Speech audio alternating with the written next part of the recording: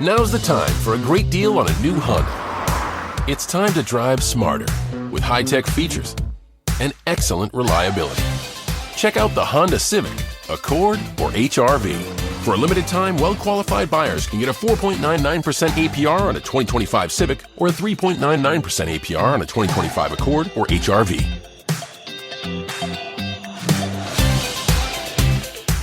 See dealer for financing details. Exclude Civic Si and Type R. Hey y'all, Double G here from Fight Game Media. Your favorite podcasts on this very network have been putting up some great bonus content on the Patreon. The In the Clinch podcast, hosted by Paul Fontaine and Ryan Frederick, posted their UFC 270 recap show just hours after that show ended. And this week, the folks from The Wrap are putting up their 2017 Royal Rumble Rewind bonus show. Also, I know that John LaRocca from the Take It Home podcast is trying to get former WWE Heartbreaker Antonio the Promise Thomas on his bonus show. Add to the great shows that are exclusive to the Patreon, including my show with John covering 1998 Raw, the Dynamite show with Paul Fontaine and Jeff Hawkins, which goes up right after AEW Dynamite is over, Scott Edwards' 5-Star Joshi show, as well as the full version of Brace for Impact. It's just $5 a month to support your favorite podcasters, folks. Patreon.com/FightGameMedia. Write that down, write that down, write that down.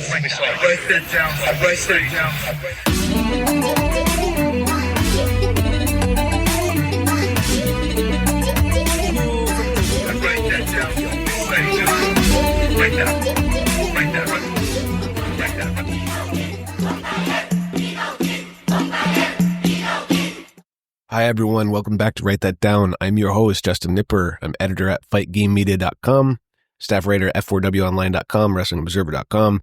I'm here alongside the Japanese wrestling industry's leading author, leading broadcaster, leading journalist, leading historian, Mr. Fumi Saito. Welcome back to our profile series on Antonio Inoki. This is part two of Inoki's profile series that we're doing. We did one last week, covered the early years. You can find that if you haven't listened to it, it's totally fine. You don't necessarily have to, because we do kind of re-go over a lot of topics that we went over last week, but even in more detail this week, plus a lot more details talking about more stuck into late 60s, early 70s time. Okay, so this is after Rikidozan died in 1963.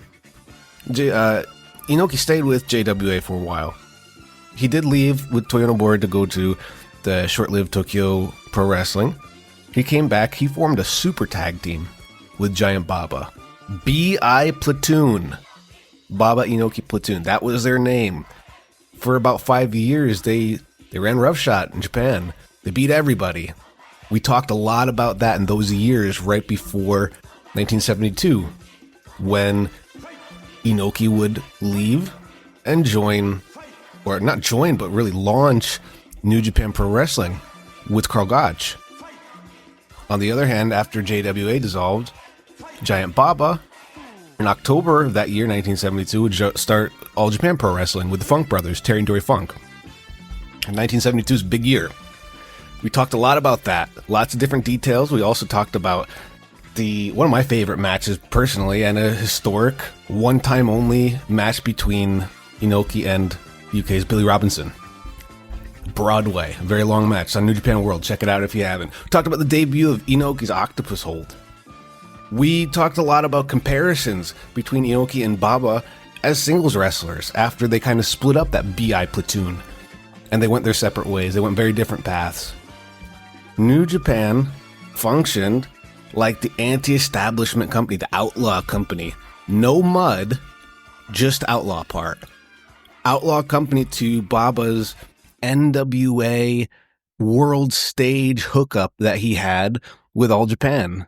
That's the kind of path each took. Baba was the representation of the establishment, whereas Inoki was anti-establishment. And the styles, the way they wrestled in the ring, the presentations, when you know that, it starts to come out more and more. you can see the nuances and the differences in the styles and philosophies of both Inoki and both Baba. We're going to get to Baba later on, after we finish Inoki. Inoki has we have a lot of things to cover with Inoki. Not even just wrestling. Wait until we get to the non-wrestling episodes, talking politics, talking Tabasco sauce, talking hostage situations in Iraq. I kid you not. But that'll be down the road. For today, what else do we cover? We even had a short discussion about VHS and Betamax. Any Betamax fans listening right now? I don't know. Let me know. Okay, and the next Write That Down, we'll talk about it later. We talk about it during the show, but we kind of give out the plan of what we're going to do the next couple weeks. So the next Write That Down after this, we're going to cover Inoki's career from the late 70s into the early 1980s and mid-1980s, when Inoki was not just in his prime, but he was riding high. And the wrestling industry would go through a few huge boom periods around this time. And we add new players into the mix that we haven't had a chance to talk about yet. Stan Hansen, Tiger Jeet Singh, Hulk Hogan, Bruiser Brody, Andre the Giant. We'll also, and we really need to talk about this, we talked about it a little bit today, but on the next one, we'll also talk about Inoki's unrecognized WWF World Heavyweight Championship win in Japan over Bob Backlund. He was a champion. We'll get into it. Enough of me. Let's get started. The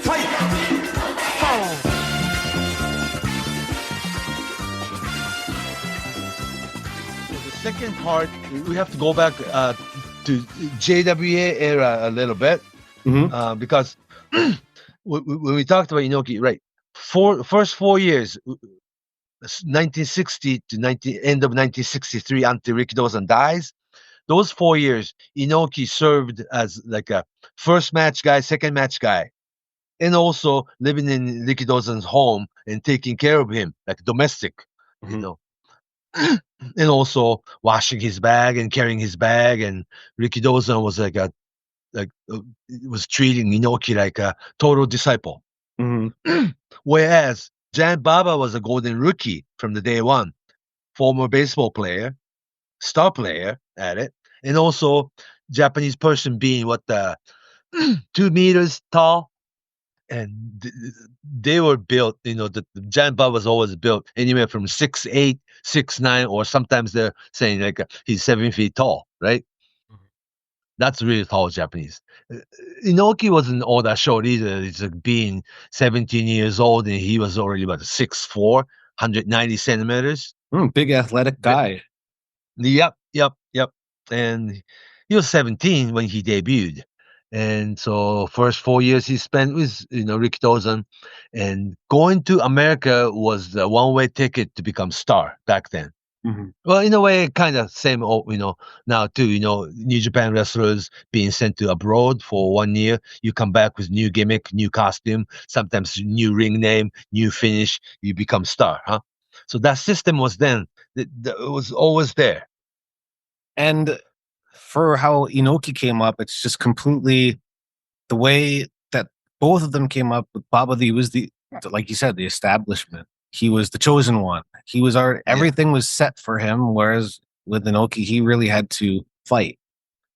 Yeah, but not that Baba didn't work hard. He worked very hard. Of course. Yeah. Just a different path was laid out for both of them. Yeah, we will touch the Baba's legacy in States. Like his first trip to U.S., he was already challenging champions like Buddy Rogers, the Luthes, the San Martino, the Dick Baya Destroyer from LA, WWE, world champion at the time. And he was really traveling golden territories. Whereas Inoki was in California, Inoki was in Portland, Oregon, Inoki was in Kansas City, Tennessee, Houston, Texas. They're more of like a territory, more so than the Baba's, like a U.S. tour type thing. But Inoki didn't make Madison Square Garden debut until 75 later on, right? But Baba's second year as a pro, he was already headlining Madison Square Garden against people like Antonino Rocca. He came in with a bit of an advantage. I mean, he had a manager in Great Togo big heel. Oh, okay. So yeah, it was different scenario. So when Inoki was first brought into WWF, where was he on a card at MSG?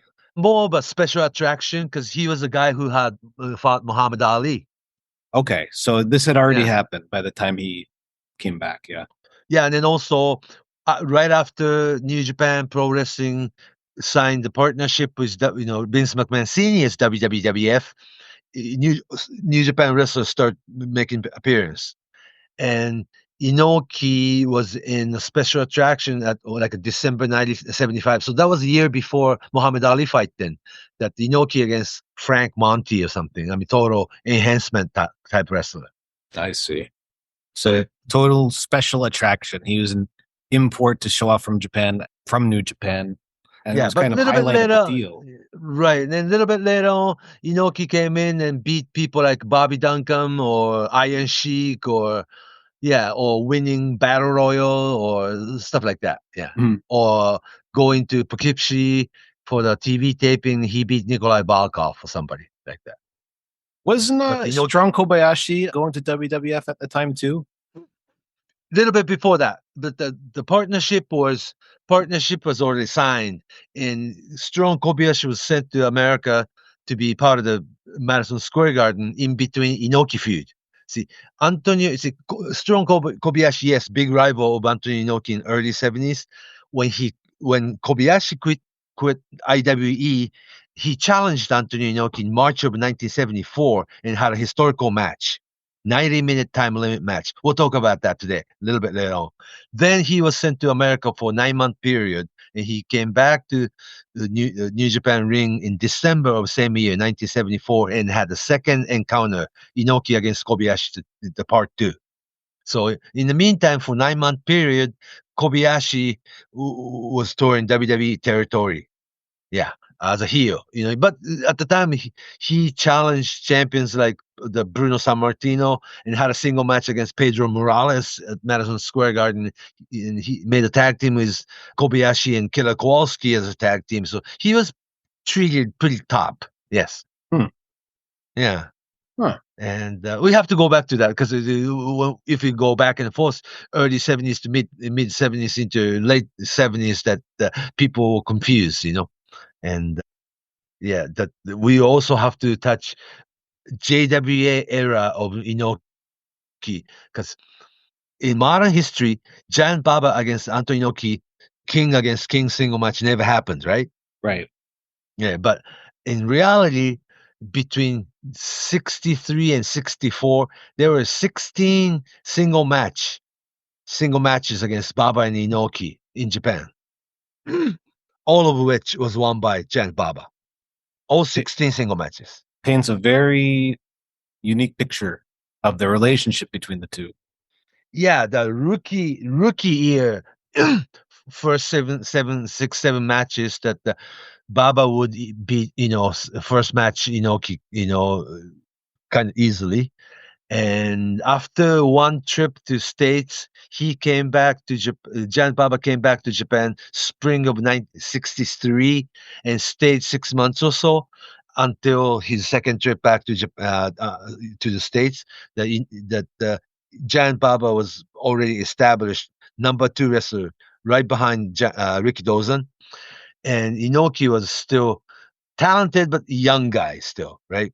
They met again probably 7, 8 more times in single match confrontation, like a 2 out of 3, 4 match type of situation, and Baba beat them all too. So a total of 16 matches occurred in between 63 and 64, and all of which was won by Giant Baba. No, but then again, yeah. No, I was going to ask who was the primary booker at that time with JPW. I believe it was Rikidozan and people like Yoshino Sato. Yeah. Or Okishikina.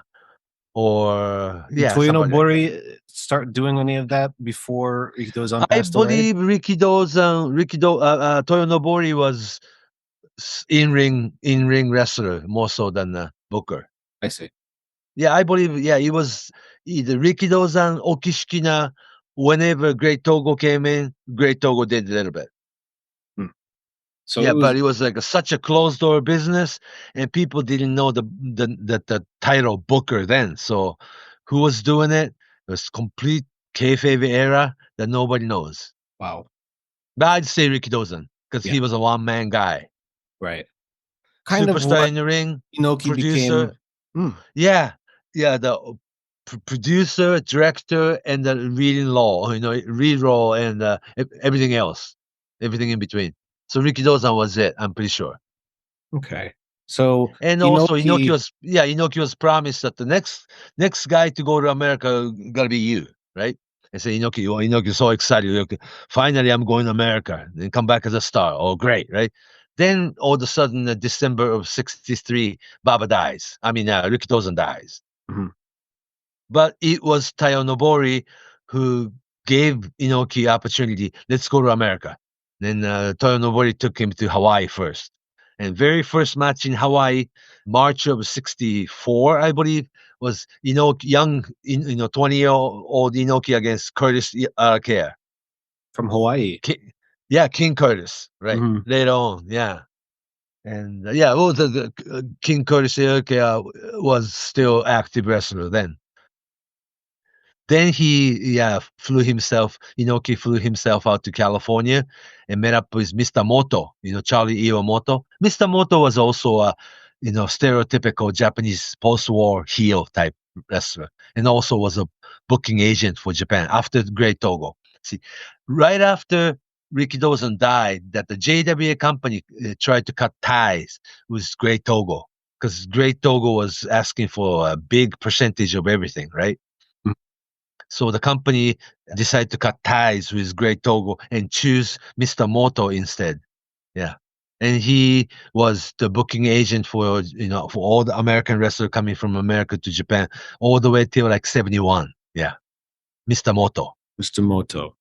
Yeah, Mr. Moto. Charlie Iwamoto. American, no? It Japanese was descent. so he was in charge of not just the certain territories. He was in charge of most of the Japanese talent that would come to North America. Yeah, putting together visa. Yeah. Mm-hmm. And also sending Japanese wrestlers to territories because not just one place, but send smaller guys to Tennessee, or if you want to send Sakaguchi to go another rookie a little bit later on. If you want to send Sakaguchi to Florida, the Duke Keomukawa would be there. Hiro Matsuda would be there, so it would be easy, good place to work. Or wrestler could be sent to Amarillo, Texas, to be with Funk Family, or Paul Bosch and the Houston, Texas. Right around the time Fritz von Erich was taking over territory in Dallas, so they might need some Japanese wrestlers to be heel. Yeah. And much later on, like in 1981, Great Kabuki was produced by Von Erichs. Remember? Mm-hmm. Mm-hmm. Yeah. So the relationship was over there. If you want to send wrestler to Detroit, the Sheik will take care of you. If you want to send wrestler to Indianapolis, Dick the Bruiser will be there. And because every major city had their own wrestling back then. How long was Charlie Omoto? How long did he do that for? Did that last up until the 80s? 71 or 72. Until 70. Until 71 until JWA went down, I think. Oh, okay. Okay. Yeah. Because Inoki had his own in Korogach, and Giant Baba hooked up with Dory Funk Sr. in Amarillo and Sam Machinik in St. Louis right away. Very interesting. That's very Yeah, interesting. therefore, and that Giant Baba was NWA, National Wrestling Alliance establishment right away. Whereas Inoki had to associate with rather outlaw companies, right? So Inoki, he first went with Toyonobori. Toyonobori to Hawaii. Yeah. Yeah. It's just it's interesting to see the relationships between companies from Japan and the States, because things, of course, really change when JWA collapses and it splits into two. Right. But also that, I mean, sometimes one person would be booking wrestlers for companies that kind of compete against each other, but it's still through the same funnel, Yeah, but Mr. Moto was always with JWA though. I see. Yeah, and then also U.S. establishment didn't really understand the Japanese landscape of wrestling business. Mhm. It was far away, and news traveled really slow back then in early '60s into '70s. Yeah, it's like, how many wrestling companies are there over there? So they didn't really care, you know. Yeah, I think it was just thought more about as a country. It was just called Japan. Just Japan. Yeah, Guys yeah. going to How many wrestling Japan. companies?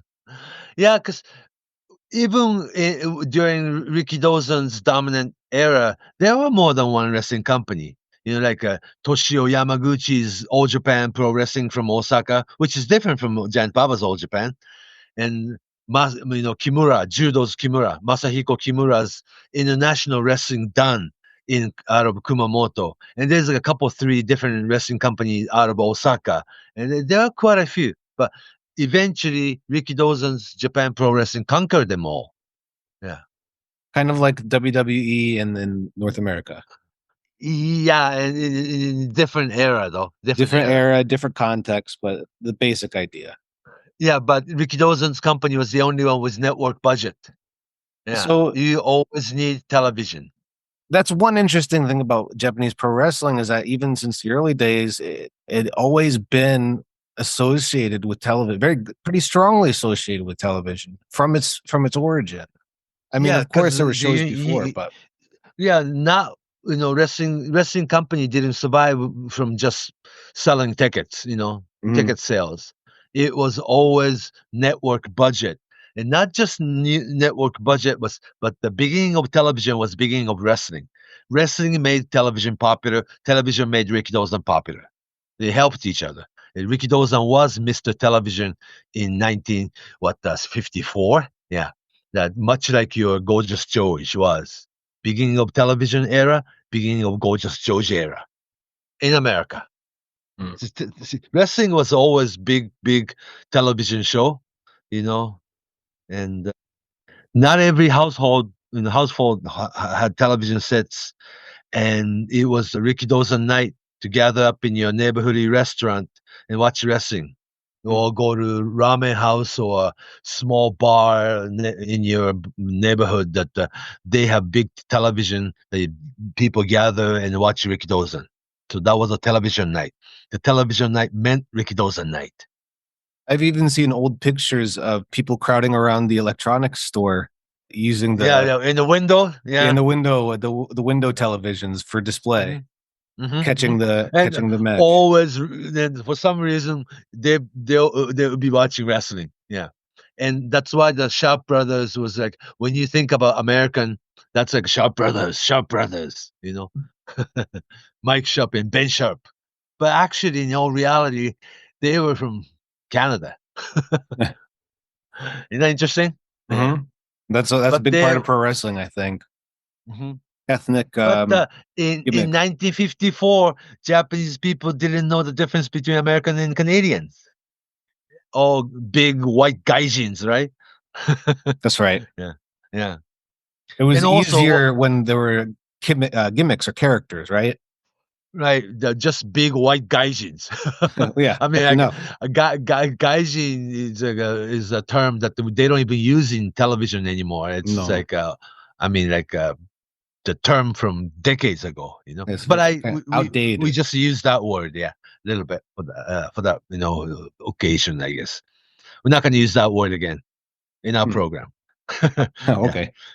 Yeah. But anyhow, that beginning of television was in the beginning of wrestling, and wrestling boom meant television boom, and television boom meant wrestling boom.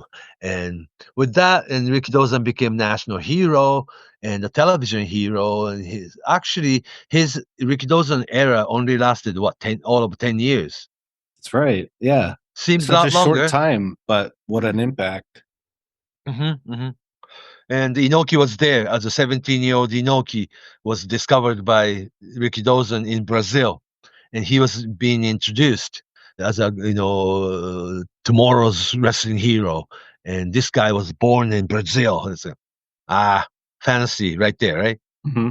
Origin And story. Inoki, yeah, and then Inoki wasn't allowed to speak Japanese in front of the audience or in front of the media for a long time.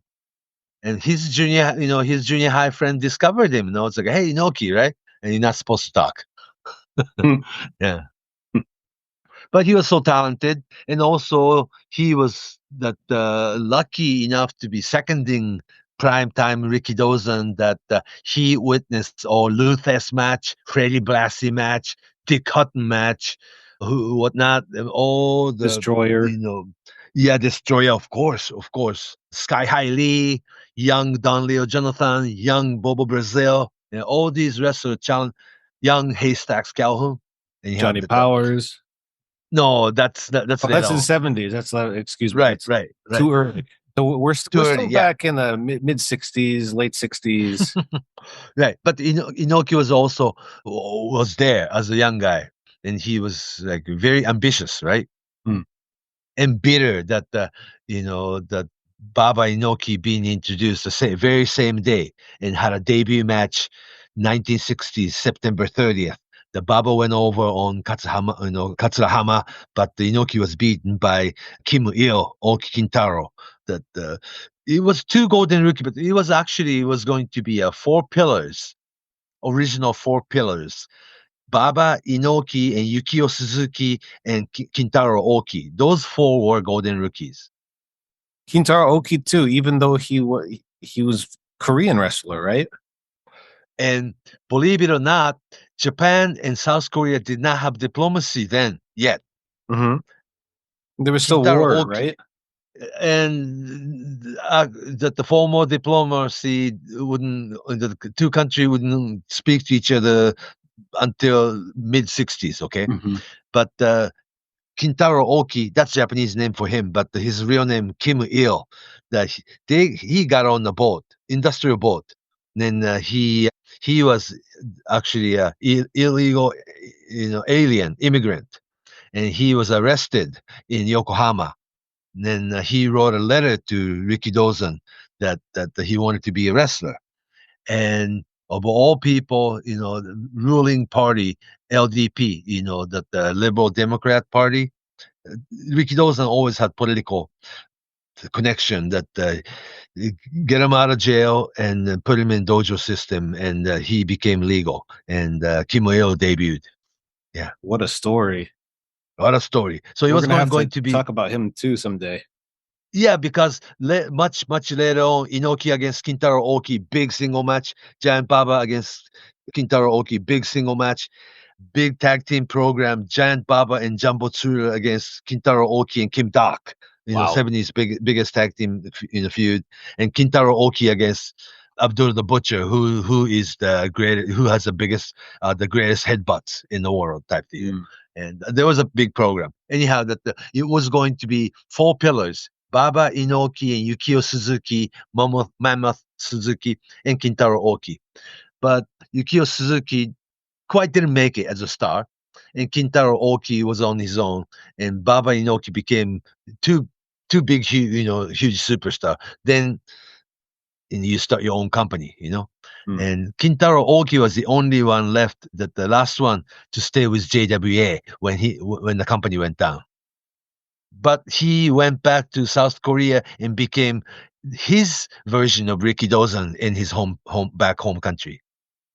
Did he? There was he would come back to feud with Inoki years later. Baba, right? yeah, years later, and Baba, yeah, and also he ran his own company in Korea. But the perception of professional wrestling in South Korea is a little bit different. This real or fake issue always remain. You know what I'm saying? Mm-hmm. If it was real all the way. If it was fake, it was bad.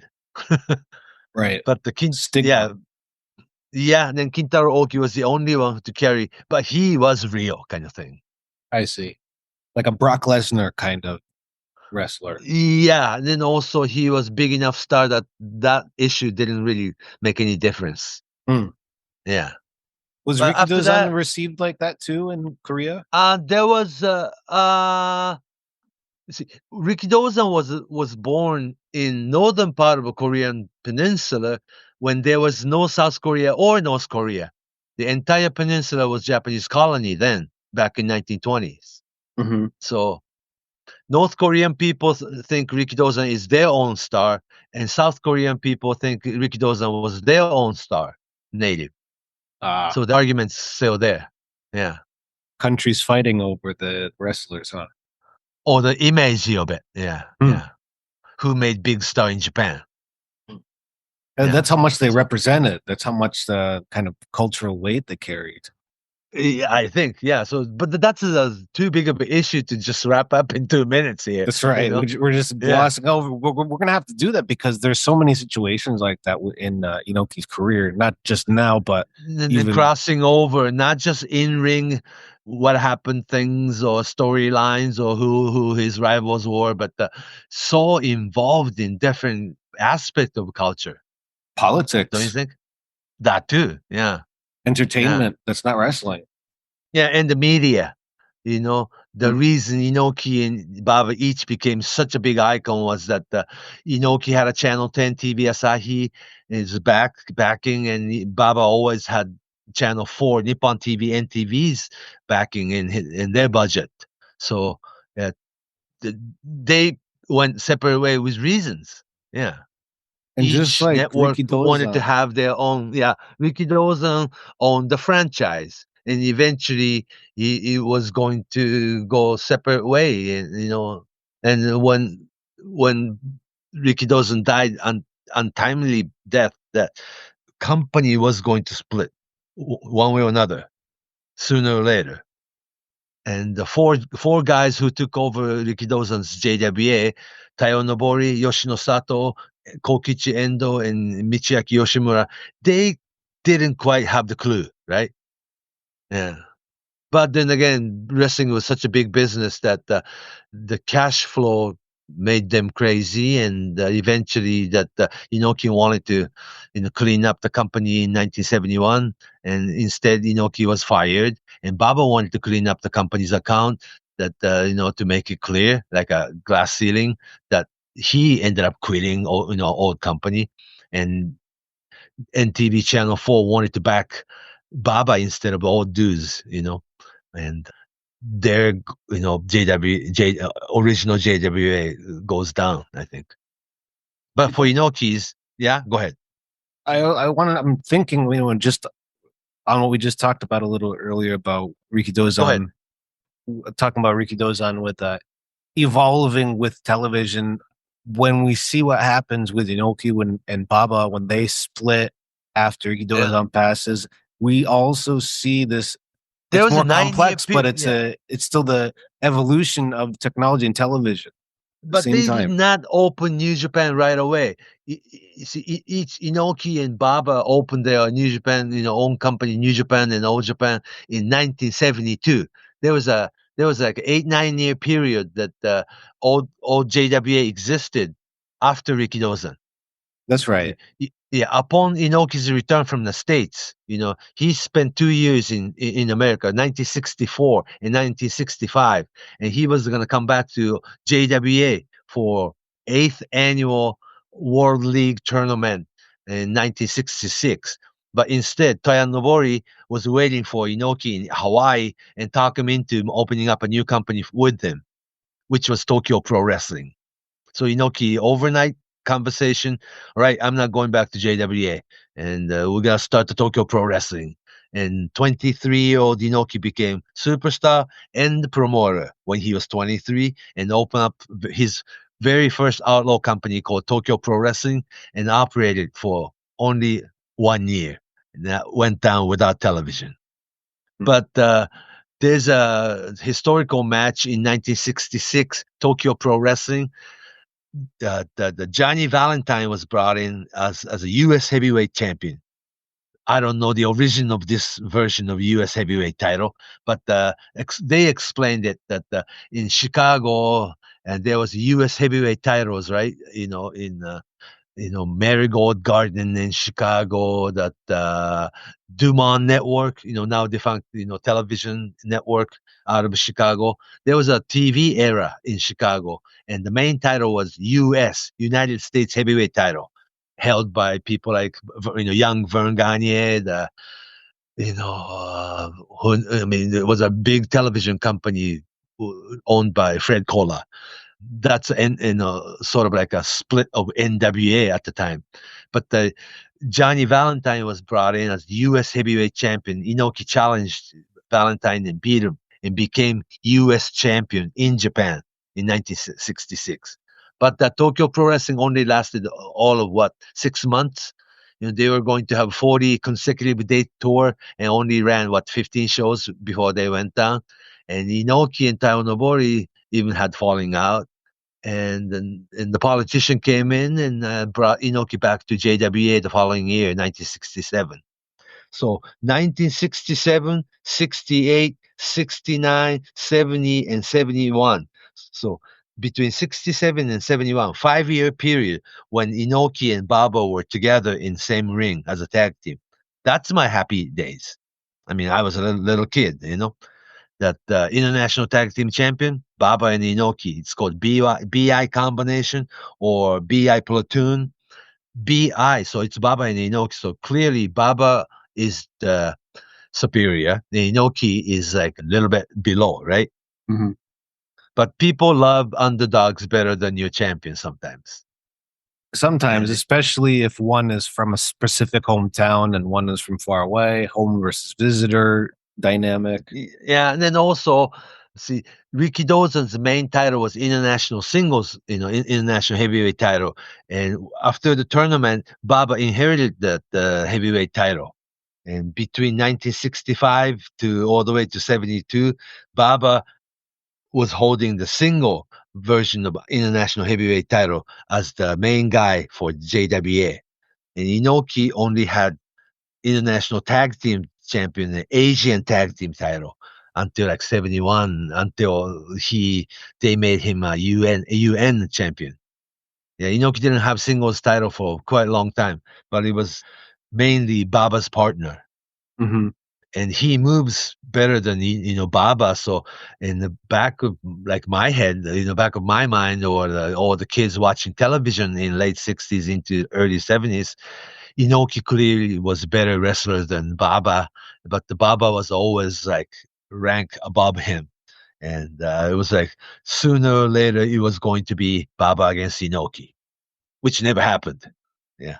Never happened, meaning like we just talked about the 16 matches in the early years. But after both of them became star, the single match between Baba and Inoki didn't take place.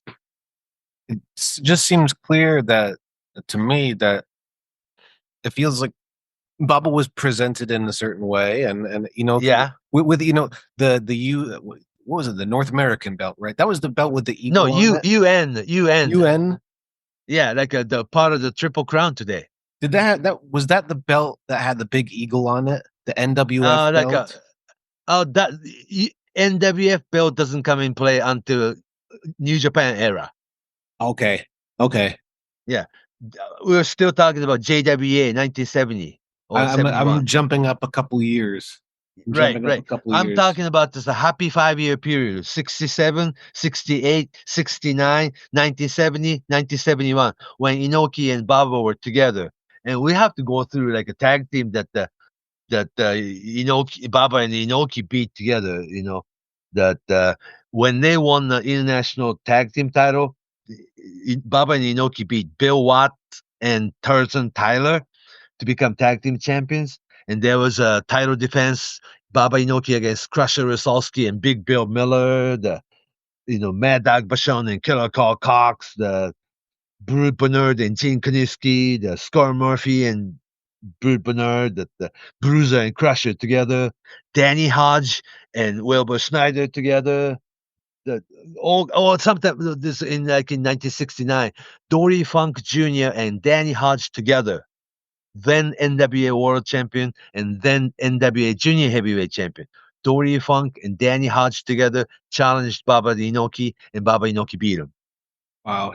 Texas and Oklahoma on one team. Yeah, I guess. Yeah. Football rivals. Inoki and Baba easily beating young Dory and Terry Funk. So they were like a super team. Yeah, super team. Or beating people like Johnny Valentine, Gene Kaniski together. Yeah. Or the Bruno Sammartino and Ray Stevens together, they beat him. Wow. So they were just That was that was right after Bruno Sammartino and Ray Stevens happened in New York and San Francisco, like a big program. The babyface biggest, kingpin Bruno Sammartino against them biggest heel Ray Stevens. They had a match against each other. Then they toured together in Japan right after that. And like I said, the news traveled so slow in that era that nobody from America knew Bruno Sammartino and Ray Stevens would be tagging together in Japan. But the Inoki and Baba together beat Sammartino and Ray Stevens team. And it's like it was who's who. I mean, all the big talent from America, and come over and teaming up and challenging Baba and Inoki's international tag team title, and usually Baba and Inoki beat them.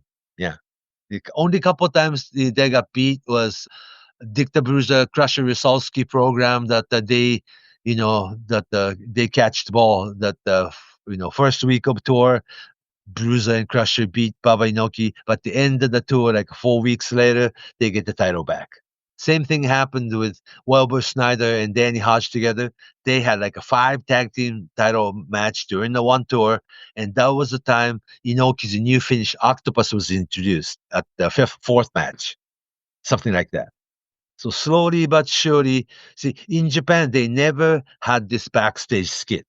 In Japan, they never do this promos, There were press interviews, but they never have microphone and like do this big promo in the ring. And all the subtle storylines are taking place in that ring. Does that make sense? Yeah. Yeah. It's just more sports-like overall. Overall, yeah, and then Inoki introducing Octopus to beat Wilbur Snyder and Danny Hodge to get the international title back. It was a big story, big enough story then. In the meantime, Giant Baba always had this international singles belt, right? Mm-hmm. And he would beat Dick DeBruza, he would beat little-aged Luthez, young Gorilla Monsoon. When NWA World Champion Gene Kiniski came over, Kiniski did not defend NWA World title. Instead, he challenged Baba's international heavyweight title as a challenger, and they went 60-minute Broadway or something. And when Bruno Sammartino was brought in as double WWF World Champion, he did not defend that WWF title. Instead, Bruno Sammartino challenged Baba's international title, and they went another 60-minute Broadway type of deal. So Baba was established as equal from the older world champion from America. Does that make sense? Yeah. So Baba was always placed, like a challenge, always the biggest American, superstar on that tour will challenge Baba, whether it's Dick Bayer or Fritz von Erich or all these people who came over, the Sheik, his first trip, Bobo Brazil, that, they rotate and came in and they all challenged Giant Baba's title for the big show when Inoki didn't have the single title. Inoki's single heavyweight championship doesn't happen until like 71. He went to LA, Olympic Auditorium, and beat John Tallis for UN title. Therefore, the UN title, United National Heavyweight title, was brought to Japan. And he had 4 title defense before he got kicked out or fired by JWA. 4 title defense was that. One was Fritz von Erich, big superstar. Aged Freddie Blassie, Inoki beat him easily. And next world champion to be younger Jack Brisco. And the final title defense was against then young, but the soon-to-be big superstar Dick Murdoch. Big shows, huh? And eventually, the UN United National title became All Japan's Triple Crown title. Still a part of it today. We see it today. Still part of it today. Yeah. Well, they changed the physical belt. That's right. That's right. Yeah, because Mrs. Baba wanted to take that home. But we did see it about a year ago for the special Award Gymnasium like Right, anniversary right, show. right. Kento Miyahara brought that back. Yeah, With yeah. Jake So Lee and Yuma Aoyagi. right, because that was the physical belt. All these Stan Hansen, the Vader, the Misawa Kobashi, the Perigori, all these people actually held physical belt, same physical belt. So those are the classic antiques, which was used next 30 years. Yeah. Yeah, Championship belt Aoyagi is represented the UN belt last year. He held that same UN title that Inoki had. okay, very interesting. Yeah. Mhm. That's like before, but for 90s fan, it represent Tenru. That was always Tenru's Ah. belt. Mm. Yeah. See, of course Jumbo had UN, but the Jumbo Tsura was more of an international heavyweight champion. Right. And PWF belt was Baba's All Japan version of original, world championship belt that was held by people like Stan Hansen a little bit later on. Then merged into one belt to make it like a triple crown. Your one and only championship in Japan kind of thing. That was like antithesis to IWGP theme.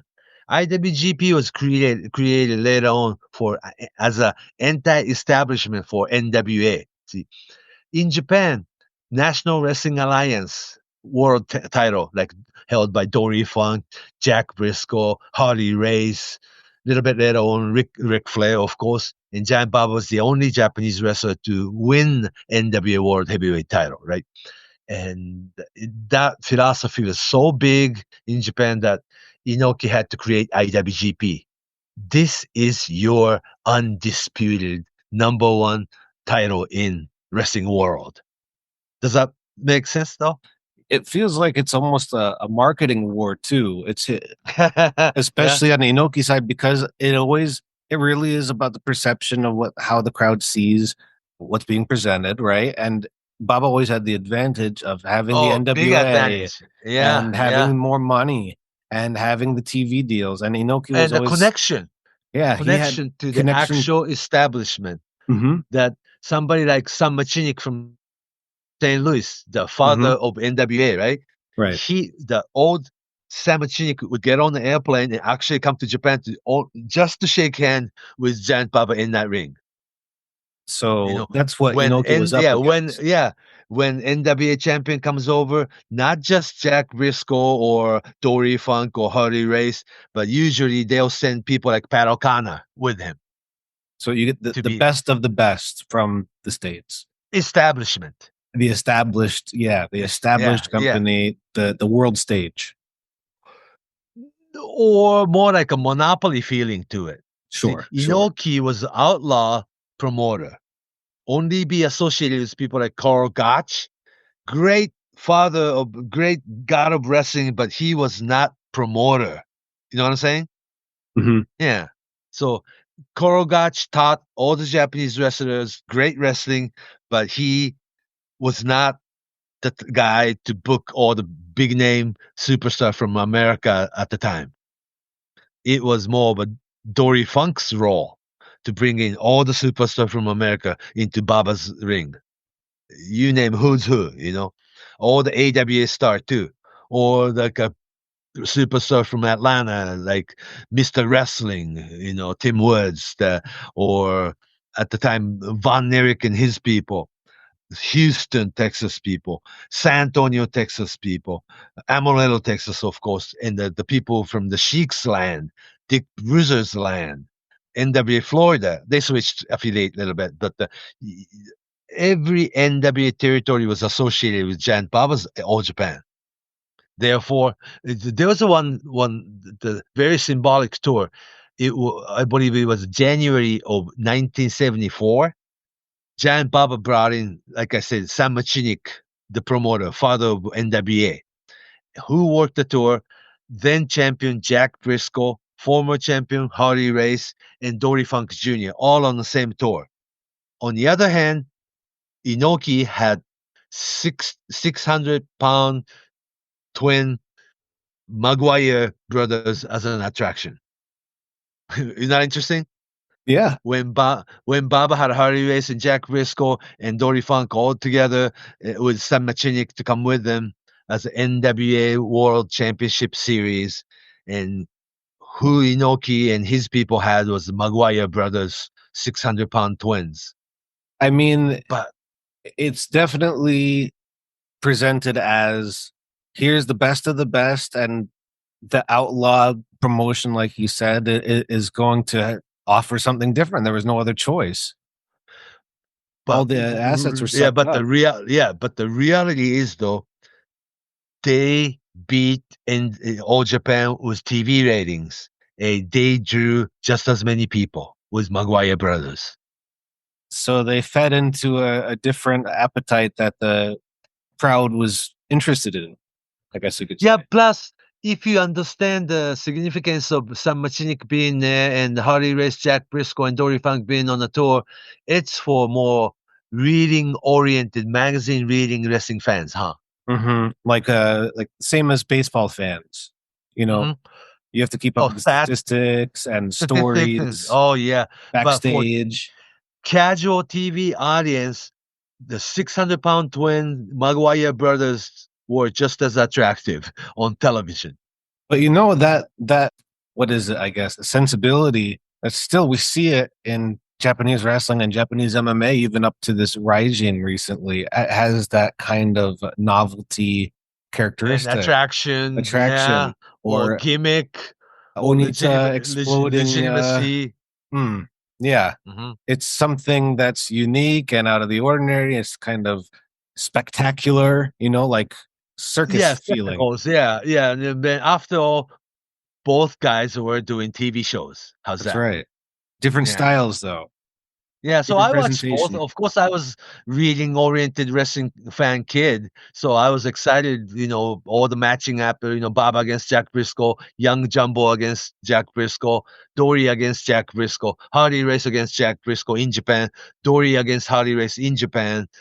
Dick Bayer, Destroyer wrestled each and every one of them too, and in the mixed, the tag team situation of all these things in there too. All the possible tag team was occurred. Dory and Harley together, Jack Brisco and Dory together, and Harley Race and Jack Brisco together, Baba and Jumbo together, Baba and Dick Bayer Destroyer together, and Destroyer and Jumbo together. They went up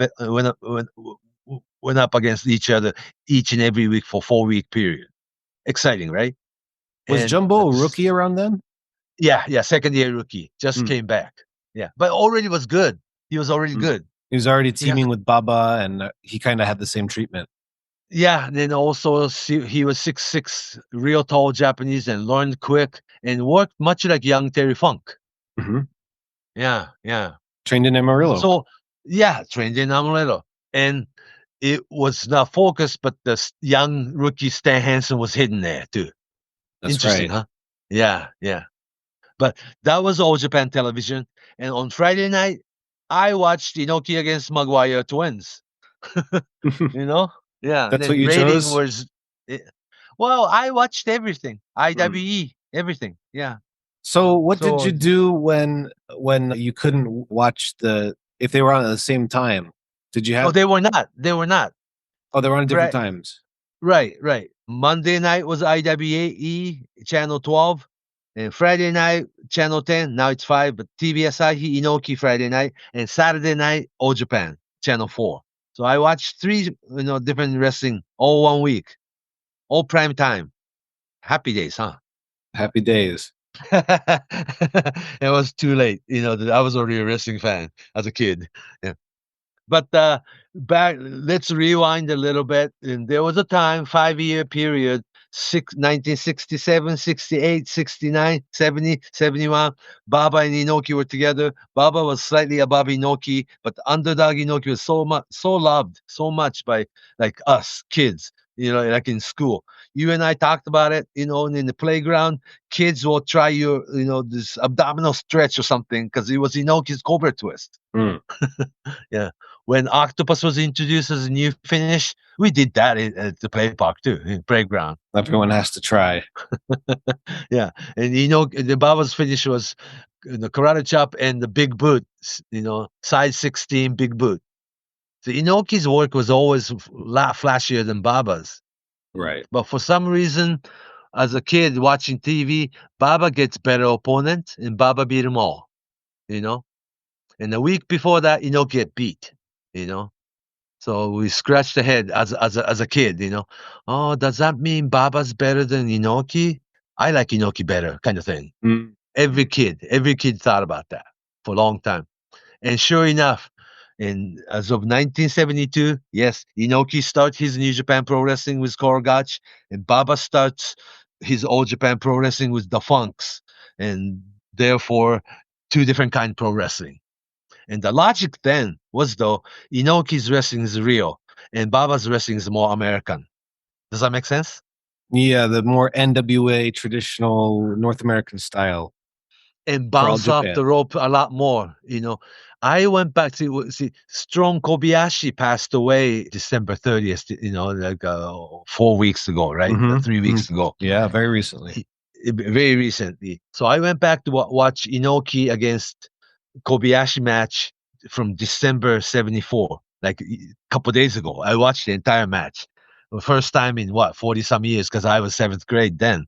But the video existed, and then I found it on YouTube. Inoki against Kobayashi, 30-minute match. They did not bounce off that rope until 25-minute mark. Not once. Yeah, see, Baba's wrestling, Dory Funk, the young Jumbo Tsuruta match, they're bouncing off the rope right and left, right? Right. That's their style. But Irish whip. Yeah, and when Inoki tried to have this, double arm suplex, the butterfly underhook suplex, the Dory Funk Billy Robinson move. When Inoki tried to, have this double underhook, double arm suplex to Kobayashi, Kobayashi sat and couldn't pick him up, right? Right. That must be how hard it is to pick guy up for the suplex. But on Saturday night, Dory Funk Jr. easily picking up everybody and doing a double arm suplex right and left. Is that the same suplex? I mean, like, you wonder a lot of things as a kid, naturally. There was a lot of kind of questioning the style. Yeah, because when you talk about, that happens today too. When you talk to non-wrestling fans, why would you throw your, opponent to the rope and they come right back at you, as if you are choreographed to do something? Yeah, but I always answer, but you watch wrestling match carefully enough that sometimes they bounce off the rope and come back and kick you, So it's not like choreographed. It's like it is choreographed. But as a kid, I always defended wrestling like it's mine. Yeah. And that happens because they're talking something that they don't even watch, and wrestling has always been something important to you, right? So you're gonna start defending. You've been defending wrestling ever since you were a little kid. You have to. It's more complex than just because like we were talking earlier, territories. You yourself are being denied or something. Felt like it, yeah. Yeah, because you watch, something so stupid, and you love something so stupid. It's not, Yeah, but how can you explain that when somebody walks into a scene of wrestling and one piece of an hour-long show can be really stupid and silly, but wrestling is always so many different parts moving at the same time. And then plus, that when you talk about wrestlers, Inoki's biggest rival, Tiger Jeet Singh, or Baba's then big rival, Abdullah the Butcher, they're always so bloody on television, right? Mm-hmm. Oh, that's so much violence. It's like, they don't get bloody every week. It means something, right? Yeah. But I guess the televisions, that the standards were a little bit different in the early 70s, that they showed a lot of blood on television, network television. There were actually a lot of brawling. 1970s Japanese pro wrestling had a lot more brawling in and out of the ring, and using weapons with the Sheik and Tiger Jeet Singh. The post, ring post, Yep, or just people choking each other, strangling each other. like a heat. We call it, Just right? and especially In with today's term. Inoki, Yeah. and his matches. Also, right, because Baba bringing all the American superstar. If they were superstar as a babyface in America, Baba will bring him in like American babyface. If this wrestler was a big heel in America, he would be brought in as an American heel. So they will work exactly like you've read in magazines. Whereas Antonio Inoki bring in all these American wrestlers as heel. Like people like a Pedro Morales, a big Puerto Rican hero in New York City, right? Mm-hmm. But when Pedro Morales came to New Japan Ring, he works like heel, So I wondered, wow, that's not the Pedro Morales I read about, you know. Yeah. Yeah. I had So that it same was experience in the States growing up. Yeah? I mean, it's not on a high. Well, what can I say? I don't think I can compare the level of what we're talking about right now. But when I was young, I used to watch a company called GWF that was on ESPN. GWF Yeah, from Dallas. Exactly. Yeah, Yeah, right. with the red ring. Short-lived. Yeah. I think it was pretty much. Joe Pedicino, right? Yeah. I think. I remember that. Yeah, Joe it was like the Pedicino. kind of part of a continuation of the Houston TV shows, and Right. After World Class went down. kind of USWA mixed with Right. So that was after, but still using Sportatorium. Yep. Using Right, I remember Sportatorium, that. and it was on ESPN, and I watched it pretty regularly. The Patriot was the big star when I was watching. Barry Horowitz, a big star, and the huge star on the show when I was watching. Oh yeah, Barry Horowitz. That's another thing. I saw him first as a kind of middle of the card guy who would beat guys. He would beat the other guys, and he would pat himself on the back. But right. WF, he was presented as not a Enhancement. He wasn't an enhancement guy, but the big blonde babyface hero there was a young Jeff Jarrett. He was like the superstar. He was like a young Ricky Morton or something with red tights, white boots, and he was presented like main event every week, just the hero. I saw him later on come to WWF, and he was just heel. He was a Southern heel. Yeah, like a country music singing hero. Heel. Right. And he was kind of traditional babyface. They talked about how his father was, Jerry Jarrett, and etc. But again, to bring it back to the original point, sometimes we could be presented completely different versions or different personas. I remember wrestlers. GWF as a first place that the Jerry Lynn and Lightning Kid, X-Pac, Sean Waltman went. Yeah, that was. I've seen those matches later on. Yeah, yeah, I remember that. Yeah, I watched it because it was on after school. It would be on at like 3:30, something like that. Yeah, it was always like. And there was other wrestlings. Yeah, that's a good feeling. ESPN carried wrestling. It was. Did you watch AWA on ESPN too? Sure. AWA Classics. Yeah, it would always have an irregular schedule, but that was one of the charms I really miss about watching wrestling, is because back in the day, if you had cable, you didn't really need. I mean, if you had satellite, you had way more options. But if only rich kids. That's right. In their parents' house, yeah. But if you studied like I did, like the nerd I am, I studied the TV guide and I would find wrestling what time. like at 2:00 in the morning. That's the only way you could find it. Is you really had to dig and find, and it would be on channels that would only be around for half the year. Right. How the TV business is over here. 24 episodes altogether. Something like that. Like a TV season. AWA Classics was like that. It would be on ESPN 2 or ESPN 3 and just pop up sometimes. Oh, that was Vern Gagne's last fight, I have vivid memories of watching something. I don't know if you remember this, called AWF. AWF from Chicago, of course. From Chicago, with a lot of ex-WWF wrestlers. Yeah, like Tito Santana, Killer Bee, Jim Brunzell, Sergeant Slaughter. Yeah, of course. And they brought in paid audience.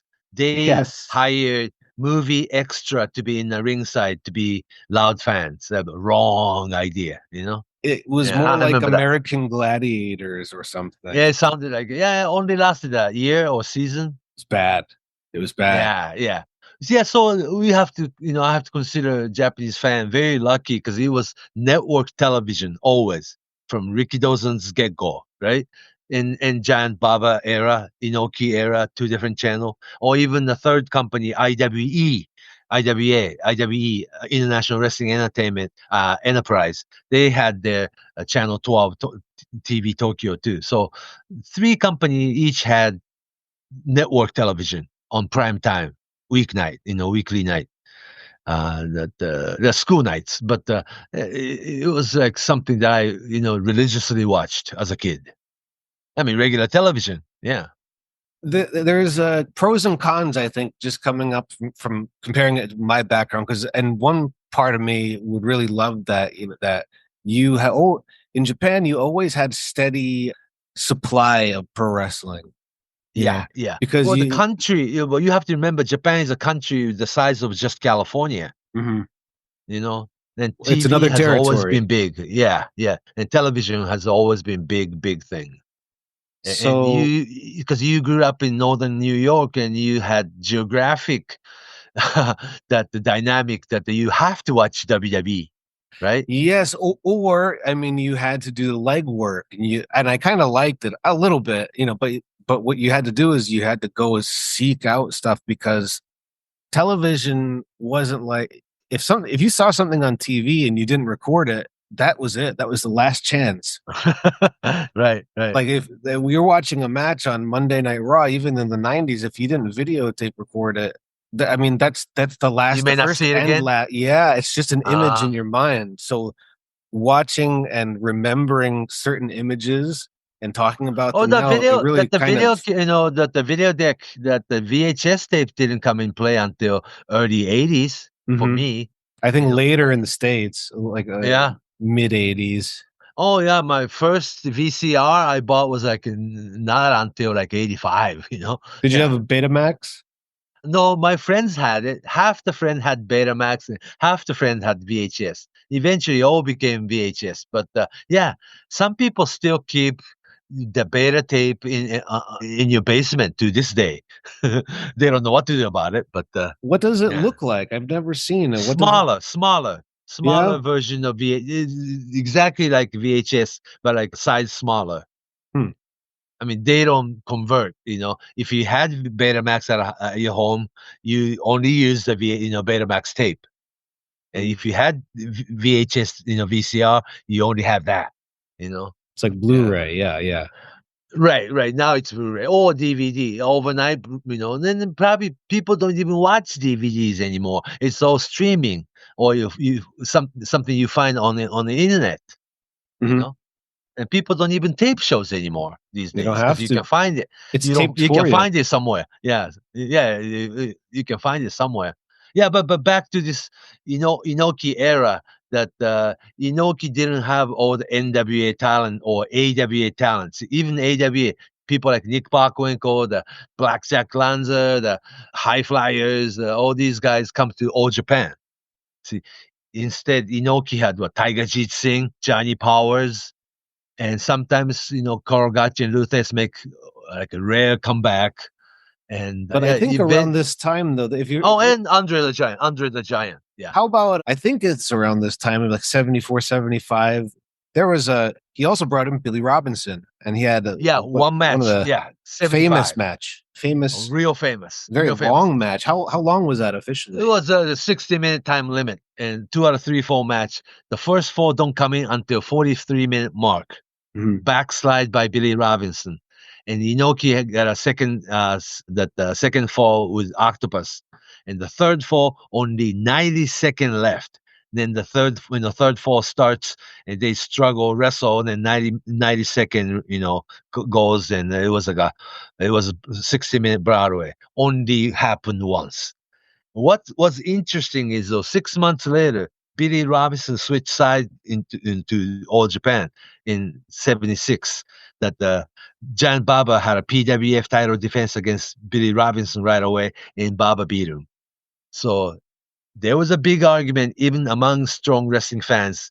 Inoki couldn't beat Billy Robinson, but Baba beat Billy Robinson, pretty clearly. And that means Baba is better than Inoki. How's that?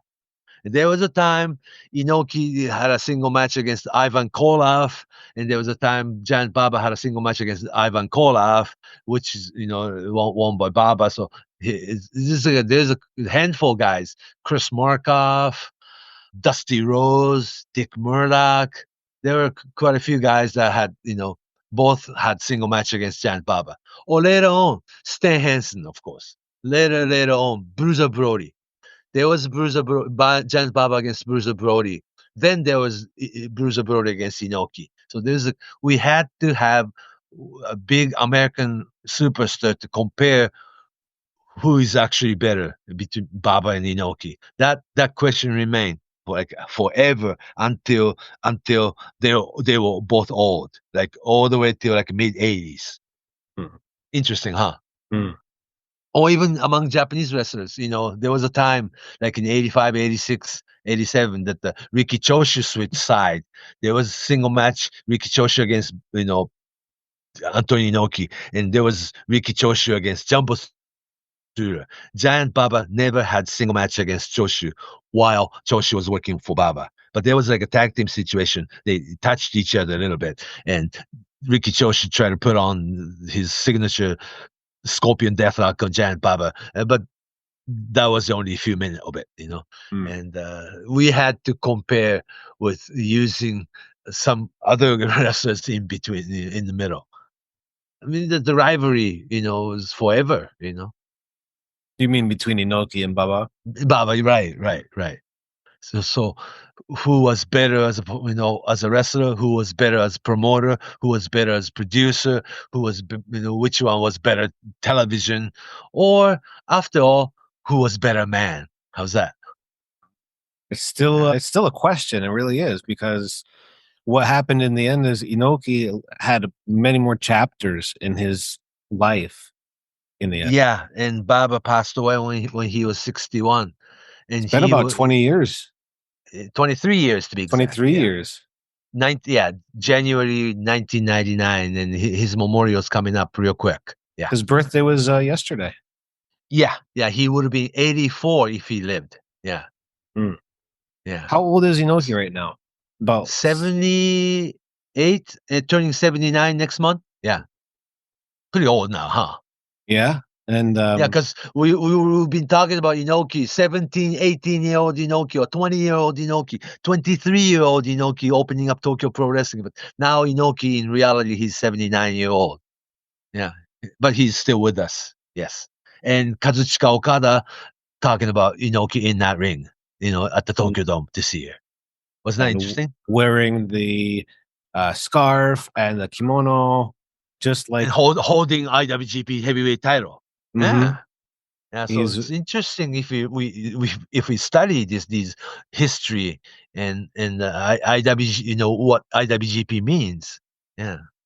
And especially this year, because it's the 50th year anniversary. It's a year to reflect. It's so symbolic. Both Inoki and Baba opened up their own company back in 1972. It's been 50 years, half a century. Oh God, it's like makes me feel old though, a little bit. So, would you say that's the end of the happy days? Is when New Japan and All Japan began, or I mean, it was a different era. Different happy days. As a childhood memory without VCR, VHS tapes, that memory of big tag team of Baba Inoki is all in your head, right? Now you can watch some of the videos, Inoki Baba against the Funks, Inoki Baba against Mil Maskers and Spyros Arion or something. That tape exists. But sometimes memories are more important than the videotapes. So what you think of and how you remember is more important than what it was, I think.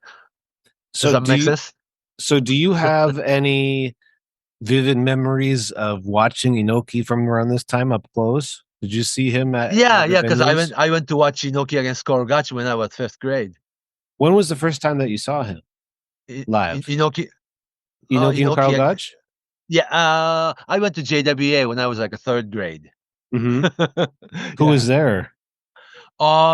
Inoki, Baba together, and Freddie Blassie, Ivan Koloff, Danny Hodge, Dutch Savage, Sakaguchi coming back from Hawaii, all tanned. That kind of memory, yeah. So It your was memory at of Korakuen Hall. Korakuen Hall. and it was Yeah. BI Same Platoon. BA Platoon and Sakaguchi running in, doing run in. Yeah. The main event was Inoki, Kintaro Oki against Dat Savage and Bob Sweetan, I believe. Yeah, something like Wow. that. Classics, Yeah. absolute classics. JWA. It's cool that it's all JWA. out on YouTube now. I mean, I don't know where else. Not all, but the what's left of it, right? Yeah, I mean, Yeah. I hope someday somebody digs all those classics out from MTV, Channel 4. Channel But 4. I think a lot of the tape were taped over it. Then. What a shame. You know what I'm saying? The television people using like a 1-inch videotape, and they taped over it every week. Okay. Yeah. Yeah, So it's because the gone. tape Yeah. was expensive. Because it's a physical tape, not digital. It's a 1-inch tape or a 3/4 tape. The television taping that you don't have this mega library. I believe they taped it over. Much like your old existing Oregon tapes, they taped over it. Yeah. So some matches tapes exist, some don't. Yeah. But New Japan on Old Japan on the mid 70s on, they kept tape library pretty good. Yeah. Early Old Japan, like open tournament. There was a 75 open tournament. Open tournament meaning like they opened a door to every single promotion in the world. Meaning that Inoki's invited even. And there was, the Abdullah the Butcher, the Dory Funk, the Don Leo Jonathan, the Van Rashke, the Dusty Rose, Dick Murdoch, Mr. Wrestling, all these wrestlers in the one tour together. And well, naturally Baba won the tournament. But that was the time Inoki had a single match against Billy Robinson. He competed this open tournament with just one match. Doesn't matter how many superstars Baba bring in from America and how many tours, Inoki will compete with just one match, Inoki against Billy Robinson. They drew equal ratings. They drew the same. And these are the very interesting method of business. Different approaches for sure. Yeah, either you have all-star cast or one-man movie like Inoki always did. Mm-hmm. When Inoki couldn't have NWA title, NWA championship, he would fight judoka or kickboxer. After Muhammad Ali, he had the series of mixed martial arts worked, but the mixed martial arts matches, and people thought that was better than the wrestling world title match. Yeah, because it definitely at that point the matches with Ruska and Willie Williams. And Great Antonio, and, right? That too. Who else? The Monster Man, Eddie Monster Man, that the black kickboxing champion. Yeah, Willie Williams. Willie Williams was a Kyokushin karate guy. That was the karate. Okay, so Kyokushin karate. Monster Man was he the guy that was with Umanosuke Ueda and Tiger Jeet Singh? He could have. He was from like more of a Las Vegas kickboxer, though. Okay. Yeah, see, Las Vegas, there was always more than one kickboxing company, right? Right. Yeah, Monsterman Everett Eddie was his name. Yeah, I don't know who brought him in. I don't remember. I was a kid. And it was another white karate guy from Canada, the Kim Crocado. He was another guy. And I'm trying to remember. There was somebody else, another white guy. A white guy, German. Oh, Chuck Wepner. Yeah, Chuck Wepner. Yeah, that's right. Yeah, Inoki against Chuck Wepner happened. The original Rocky character. Yeah. So Inoki, if he couldn't, have NWA title match like Inoki against Harley Race or anything like that, Inoki he'd much rather have outside talent like a Olympic judo guy or amateur wrestling type guy or a big heavyweight kickboxer or traditional boxer guy. I mean, mixed fight. and proved that pro wrestlers are tougher than other combat sport. So it was like different concept. Yeah, different concept. And Giant Baba just, always choose to ignore that. You know, you are bringing in current NWA champion Right. or AWA champion. When Jumbo Tsuda was, ready to become the number one guy, he would beat Nick Bakwenko to become AWA World Champion, first Japanese AWA World Heavyweight Champion, and had Jumbo Tsuda actually travel to the States and defend the title, which was good, Yeah. And established himself as some new number one guy. See, Inoki remained in top way too long, right? A little bit, even after past his prime. Yeah. It But, was his yeah. strategy, though. It was, Yeah. he didn't have the backing. He couldn't fall back on the NWA like Giant Baba could. And he decided to be an active. But the reality is, even aged Inoki was number one draw, the most popular guy and most famous guy. Yeah, and I think that's why he stuck around. That was just a part of the strategy that kept the company where they were. But the great storyline came out of it. If you remember, new leader and the now leaders, Inoki is being challenged by Riki Choshu, Fujinami, Kengo Kimura, the super strong machine. A little bit later on, in mid 80s, 87 to be exact, Masa Saito came back from America and then challenged Antonio Inoki and ended up having the first jungle fight. And yeah, then all the UWF guys, Maeda, Fujiwara, Takada, all wanted to challenge the Antonio Inoki. So Japanese against Japanese became pretty much the prime time program instead of having American superstars in there. And Inoki's group was really at the forefront of that compared with All Japan. All Japan was still the classic Japanese hero versus generally a monster or heel. Stan Hansen, yeah. Big, unstoppable. But the half the wrestling fan loved it though. It's true.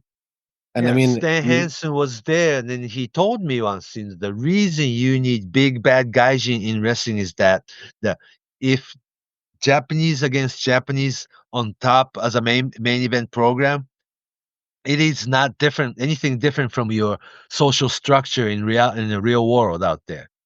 You need big body, big bad heel American to be in that wrestling ring. That the big, so physically dominant and physically so big and strong that you cannot do anything about. That should be the wrestling. That's Stan Hansen's idea. Yeah. Yeah, because how good that the Misawa, Kobayashi all becoming great superstar, but they still had hard time competing with somebody like Stan Hansen. So big and strong, right? Also, though, at around that time, you really saw the difference in the styles of wrestling, right? Oh, in the 90s because of how we're skipping ahead and it has little. It's the stem of where Inoki left these seeds, but by the 90s, All Japan was so clearly the pro wrestling company where New Japan was introducing mixed martial arts. I mean, they were a part of the mixed martial arts world by the late 90s. But it was like there was a period that the four pillars against three musketeers. See, there was Misawa, Kobayashi, Kawada, and Taue in All Japan ring. Four superstars. And on the other hand, Inoki's in New Japan. Inoki isn't there anymore, but you had Keiji Muto and Masa Chono and Shinya Hashimoto, Kensuke Sasaki, and Hiroshi Hase. Another five big guns in New Japan. So they were in the same generation all through 90s. Whereas New Japan had their creation of American talents in Vader, Bam Bam Bigelow, Scott Norton, Tony Holm, and All Japan had Stan Hansen, Terry Gordy, Steve Williams, Johnny Ace, Danny Spivey, the Doug Furnas, Johnny Smith. Yeah, so Richard they Slinger. have sets of their own cast. Yeah, they were both equally big. Different rosters, different flavors, different styles of wrestling. So it's like therefore American League and National League type thing. Not exactly like Baba against Inoki anymore, but Baba's company and Inoki's company. So yeah, they the are more ideas. Yeah, promoters. Yeah. Promoters versus promoter, and philosophy versus philosophy. Yeah, and their sons. And the like sons, yeah. yeah, The like disciples. Baba children, the Inoki children. So Mhm. next episode we have to really focus on Inoki's prime time in mid 70s into early 80s. Yes. See, he was responsible bringing in young Stan Hansen, making big superstar. See, Inoki was responsible of bringing in young 27-year-old Hulk Hogan, making big, huge superstar before he was big superstar in WWE. See, those are very important period. And also, Inoki, there was a period Inoki sort of tried to kind of erase Korogachi influence. It was more of like a WWF Japan type of deal. Mhm. Yeah, Andre the Giant, Hulk Hogan, the Dom Rocco, the Rene Goulet, the Tony Atlas, the Jesse Ventura, the Adrian Adonis, all these Bob Backlund, of course, Inoki and Bob Backlund as a tag team kind of thing, and it was And- like NWA against WWF in Japan. And a little bit later, late 70s, early 80s, Inoki would become WWF champion for beating Bob Backlund in Japan. In And he Japan, never yeah. even then it was not recognized in WWE. It was Mhm. interesting. We have to cover that. Yeah. Oh yeah, there's so much, and we have to kind of think about it. Like we have to cover Inoki's career in the ring at the time. Yeah. There's lots of interesting things we have to cover, but also outside the ring, it becomes more of like we're studying a promoter and a booker. Yeah, all at the same time. So Baba and Inoki were same promoter, producer, and One-man top show. star in the ring. Yeah. Yeah. And both aging at the same time. So Yeah. they had to shift a little bit. Yeah. And you saw the roots of their philosophy really in the 80s and 90s start to grow and solidify, and really we get to see this is who Inoki is, and on the other hand, this is where Baba is too. They're similar, but they're not the same. These styles of wrestling, these very ideas different. about Both wrestling. equally big. Mhm. Yeah, And they came at the same We'll time. be having Inoki part 3, 4, 5, and hope we can cover all these, all the way to like at least year 2000. Yeah. Yeah. Then we're going to have Baba series. Okay. This is the entire Pro Wrestling 101 series, I think. What's going to turn out Oh, to we'll be. be doing that. Let's have an episode every 5 days or so. Yeah. Yeah. Let's do it. We'll go Okay. crazy. Okay, so Inoki for the next few weeks, everyone is going to be the main topic. Part 3, part 4. Okay, let's have at least 3 more episodes on Inoki, then go on to Baba. That's right. And we learn a lot about NWA too. By studying NWA Baba. and early, well, not early, but 70s, 80s WWF. Yeah, that too. And what territory was. The today's wrestling fans don't know American territory these days. It died out after 1984 Vince McMahon national expansion. Mhm. Yeah. And the kind of what we see today, what we experience today in pro wrestling, it's not the same as it was when Inoki was working with WWF, and we had the NWA still going strong, working with and interesting enough that Inoki, Giant Baba was the first one to cut tie with NWA when NWA became only NWA Jim Crockett promotion. 1988. Yeah, that's when Giant Baba decided not to be associated with them and create their own American roster in Japan. Mm-hmm. Yeah, so we'll cover that. All and kinds Stan of stuff Hansen, to cover. Stan Hansen choose to stay in Japan as home run guy. Yeah, but not with Inoki, although he came with Inoki first. Yeah, technically, 1975 rookie Stan Hansen had one tour with All Japan, but he went to New York WWF and had a program. Young Stan Hansen had a program with Bruno Sammartino, where Sammartino broke his neck. Right. That's right. Then the Shea Stadium that Muhammad Ali against Inoki was, beamed, that the live feed from Japan at the Shea Stadium, but the main event was actually live Stan Hansen against return of Bruno Sammartino. Then 3 or 4 months after that, Stan Hansen was New Japan superstar and had a program. And Stan Hansen beat Inoki for NWF title. And then there was a promotional war, New Japan against All Japan in 1981. Inoki stole Abdul the Butcher from All Japan, and Giant Baba in return stole Tiger Jeet Singh from Inoki, and Dick Murdoch, Kim Doc, the Chavo Guerrero, all the way to Stan Hansen and Bruiser Brody, that they switched side. Interesting, huh? That's a lot to cover, and that's not even getting up to the 1990s. We're still 40 years behind. So. Yeah, all in my memory.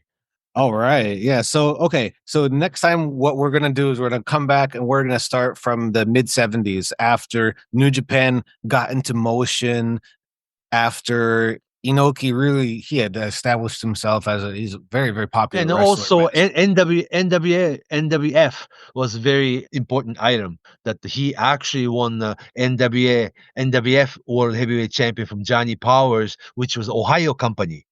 Mm-hmm. Mm-hmm. He purchased the whole company from Ohio and made NWF World title as Japanese title and held that next 6-7 years and established it. That was pretty much Inoki's prime time. Mm-hmm. Yeah. The iconic belt look with the eagle on it. Eagle, yeah. That belt's a real beautiful belt, right? And he did so many promo pictures with it from around that time. It's a really kind of like a iconic. That's his iconic photo, right? More so than IWGP belt, right? Isn't that interesting? Because there really wasn't an IWGP belt when the Grand Prix. The Grand Prix didn't have that belt. It was a tournament. First 5 years it was tournament. It was tournament. The first winner was Hulk Hogan. Oh my gosh. Yeah. So, but it's interesting. Yeah, no, I don't ever think about the IWGP belt in Inoki, even though. Right. IWGP Heavyweight Championship became title to be defended not until the 87, right? Yeah. So that's and then in the 90s and into the 2000s. Yeah, it's all the way to Fujinami, Choshu, Hashimoto, Muto, Chono, Vader, or Yuji Nagata, or Shinsuke Nakamura, Tanahashi. They all had it. Yeah. Naoya Ogawa, that era. Oh, that too, or Kazuyuki Fujita, or somebody like that. Yeah. There's so many different and complex stages to go through. It's going to be interesting. But the IWGP heavyweight title remained. Oh, even people like Brock Lesnar. Yeah. Mm-hmm, mm-hmm. Yeah, he had the title. Even China, for that matter. Right. That was Dark Age. Whew. Yeah. We got a lot to cover. And he's a big part of that Dark Age, though. He's a big figure, important figure. Inoki is? Yeah, I think so. Yeah, because he sided with MMA instead of wrestling. He kind of betrayed pro wrestling completely. In a way, but in his mind, he didn't. Yeah, and in his mind, he was a pro wrestler. Yeah, because wrestling changed, not him. Ah. Yeah. Okay, well, there's lots to cover. There's lots to cover. If anybody has questions on Inoki, we can... Oh, please, yes. Yeah, contact us. All the details, yes. How can people contact you, Fumi-san? Fumihiko Dayo, Fumihiko Dayo, Fumihiko Dayo on Twitter, or just Fumi Saito on Facebook, or Fumi Saito 2001 on Instagram. But I'm not on Instagram that much. And I'm at Justin M. Knipper, Knipper on Twitter. You can contact us through there, or through the Patreon, or anything that Fumi just listed. So until next time, Fumi, take it away. So long from Tokyo.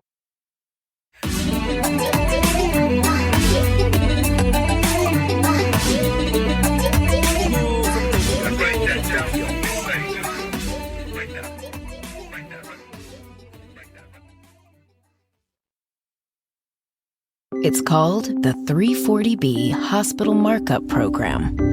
Hospitals mark up discounted drugs and pocket the difference, charging patients $5,000 for cancer drugs they bought for $500 and suing patients that can't pay. It's how big tax-exempt hospitals abuse the 340B program. If patients aren't benefiting, where's the money going? Learn more at 340bmarkup.org. Paid for by Pharma.